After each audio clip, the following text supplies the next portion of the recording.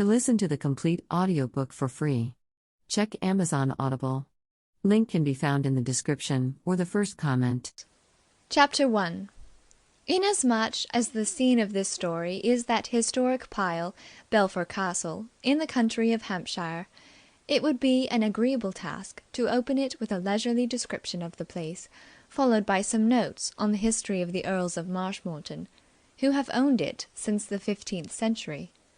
Unfortunately, in these days of rush and hurry, a novelist works at a disadvantage. He must leap into the middle of his tale with as little delay as he would employ in boarding a moving tramcar. He must get off the mark with the smooth swiftness of a jackrabbit surprised while lunching. Otherwise people throw him aside and go out to picture palaces. I may briefly remark that the present Lord Marshmoreton is a widower of some 48 years, that he has 2 children, a son, Percy Wilbraham Marsh, Lord Belpher, who is on the brink of his 21st birthday, and a daughter, Lady Patricia Maud Marsh, who is just 20. That the chatelaine of the castle is Lady Caroline Byng, Lord Marshmoreton's sister, who married the very wealthy colliery owner, Clifford Byng, a few years before his death, which unkind people say she hastened, and that she has a stepson, Reginald. Give me time to mention these few facts, and I am done.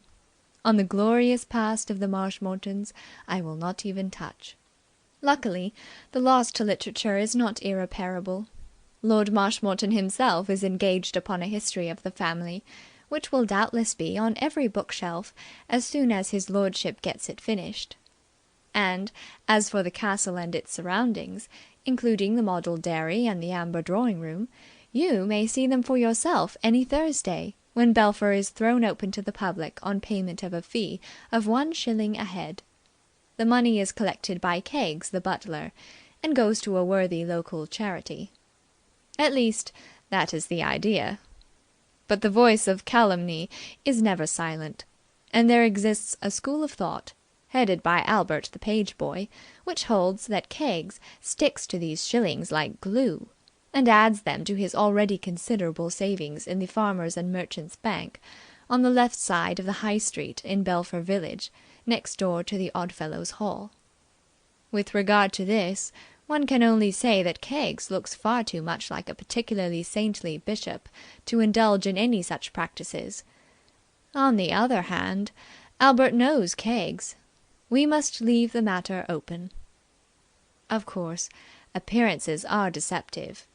Anyone, for instance, who had been standing outside the front entrance of the castle at 11 o'clock on a certain June morning might easily have made a mistake.